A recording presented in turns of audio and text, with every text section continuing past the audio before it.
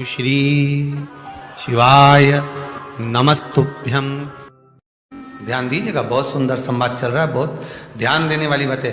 प्रत्येक महीने की पूर्णिमा को जिसके घर में दूध की सामग्री बनती हो, दूध की सामग्री तैयार होती हो, खीर प्रसाद तैयार होता हो, उसके घर में कभी क्लेश नहीं हो सकता। चाहे सास बहू एक दूसरे के सामने वो कहे ना, वो सांप और नेवले की लड़ाई क्यों ना, फिर भी शांति हो जाती है। पर प्रत्येक महीने की पूर्णिमा होना चाहिए। ये नहीं कि तुमने एक महीने की पूर्णिमा पे बना लिया और दूसरे महीने की पूर्णिमा को गायब कर दिया। फिर सालों से कर रही हो, कई माताएं कर रही होंगी पूर्णिमा का व्रत। एक समय फलाहार करती हैं, एक समय भोजन करती हैं।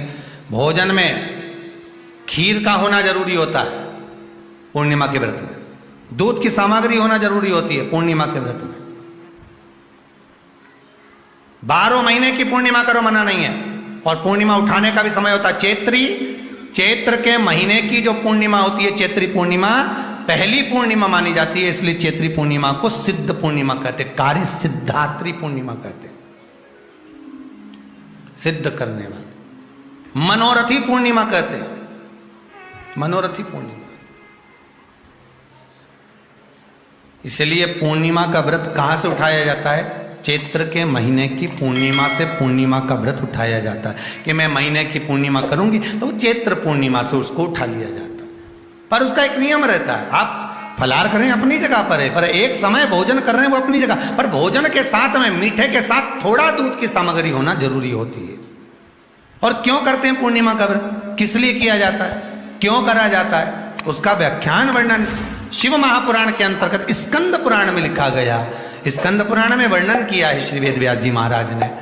कहा यह पूर्णिमा का व्रत इसलिए किया जाता है कि व्यक्ति का जब मन गलत भ्रम में जाने लगता है, मन जब गलत जगह पर जाने लगता है, तो ये मन को गलत जगह पर ले जाने वाला कौन होता है? तो कहा यह चंद्र होता है। व्यक्ति की राशि के अंतर्गत, व्यक्ति की पत्रिका के अंतर्गत, व्यक्ति की ग्रह दशा के अंतर्गत जब चंद्र बेकार चलता है तो व्यक्ति अच्छा करते करते भी बेकार करने लग जाता है।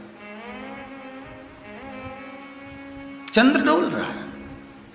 कई माताएं कहती हैं, गुरुजी हमारे बेटे को आशीर्वाद दीजिए, बहुत गलत संगत में जा रहा है। मतलब समझ जाना कि चंद्र गड़बड़ जा रहा है। बेटी अगर गलत मार्ग पर जा रही है,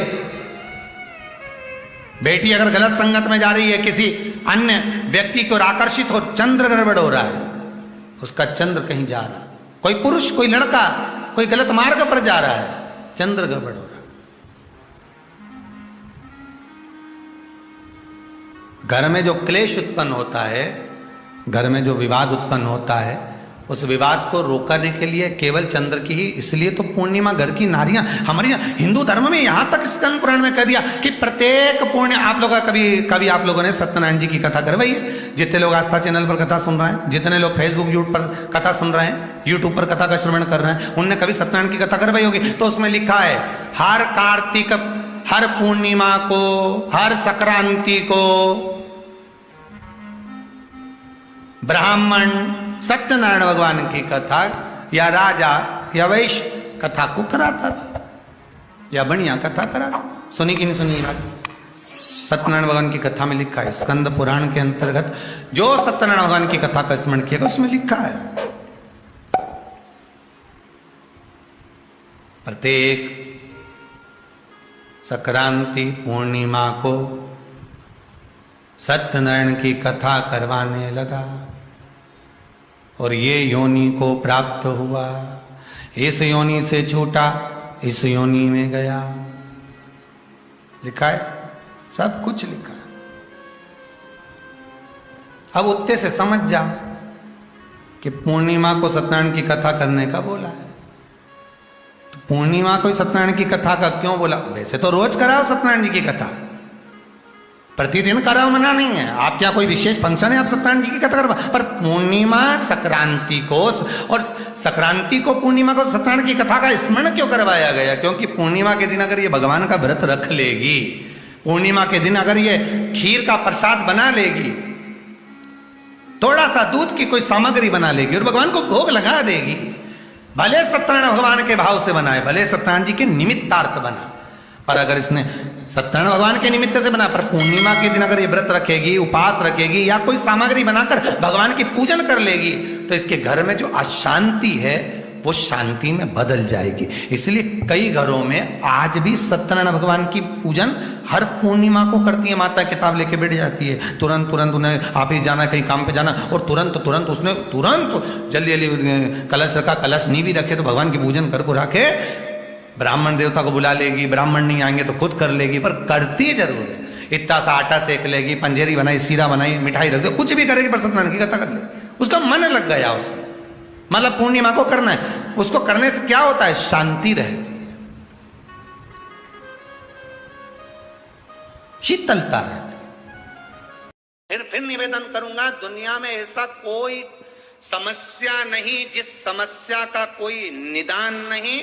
हर समस्या का निदान है, पर निदान किसी दूसरे के पास नहीं, निदान केवल मेरे भोले नाथ के पास में है। आपको अगर किसी समस्या का सफल आनंद चाहिए तो शंकर की शरण में जाओ। आपको सीहोर आने की भी जरूरत नहीं है, आपको हमसे मिलने की जरूरत नहीं है, आपको पंडित प्रदीप मिश्रा के पास नहीं आना, आपको किसी बाबा जोगी के पास नहीं जाना, आपको किसी के बेल भभूति लेने नहीं जाना, आपको तो शिव के पास जाना। जो शंकर की वस्तु है उसको स्वीकार करो, बस शंकर की वस्तु को स्वीकारिए।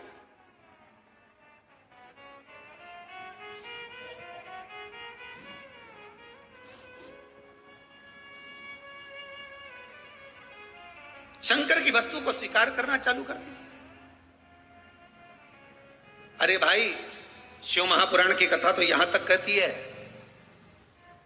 यहां तक वर्णन कर रही है, जिस व्यक्ति की नौकरी नहीं लगती, सर्विस नहीं लगती, हर जगह पर अप्लाई कर रहा है, बार बार इंटरव्यू देने जा रहा है, लगातार उसको अगर सफलता प्राप्ति नहीं हो रही है तो धतूरा ढूंढो। धतूरा कहीं बाजार में नहीं मिलेगा, किसी वृक्ष से धतूरा तोड़ लिया, कुछ मत चढ़ा, तू शंकर जी के मंदिर में जाकर तेरा नाम और गोत्र बोल और शिव जी को धतूरा चढ़ाना चालू कर दे और बाबा से विनती कर, धतूरा चढ़ाना चालू कर।